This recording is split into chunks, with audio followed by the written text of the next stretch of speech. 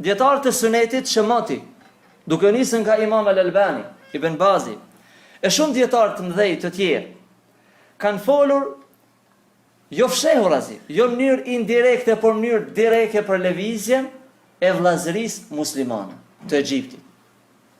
Kanë folë haptas, në mënyrë të bindshme, që rruga aty është e gabuar, por ja që shumë prej fraksioneve dhe shumë prej njerëzve i kanë përkrahur këtë grup.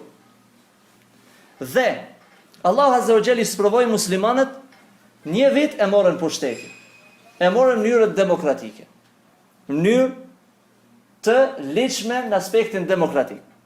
Jo në mënyrën e sunetit. Jo në rrugën që Allah Azza wa Jalla ka bërë të ligjshme. Ata e morën pushtetin.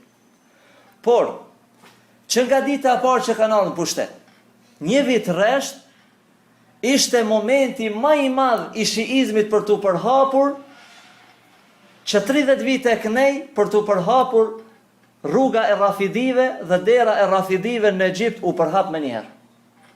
U lejuan 2 revista të shijave apo të Rafidive që të botohen.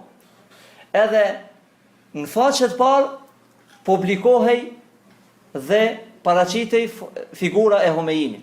E shumë kokave të Rafidive. 2 revista të ligjshme prej shtetit me të drejtë për të financuar prej anës e Iranit.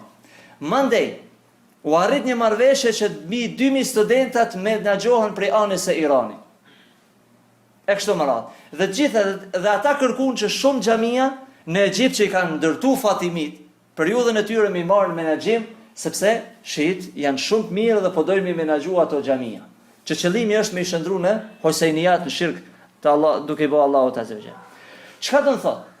Ata që i përkrahen ikhwanët në një farë forme, po rezulton që duke i përkrahur ikhwanën muslimin, erdhi deri tek një situatë që po fillon të përhapej shiizmi në Egjipt.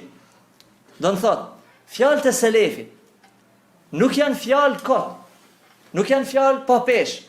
Men aana ala sahibi bid'a, ai që ndihmon bidatxhinit, ai ka ndihmu për me shkatru Islamin. Prandaj, ata që ndihmojnë këto lëvizje, pa dyshim se i ka ndihmojnë për me dëmtu dinin e Allahu Teala.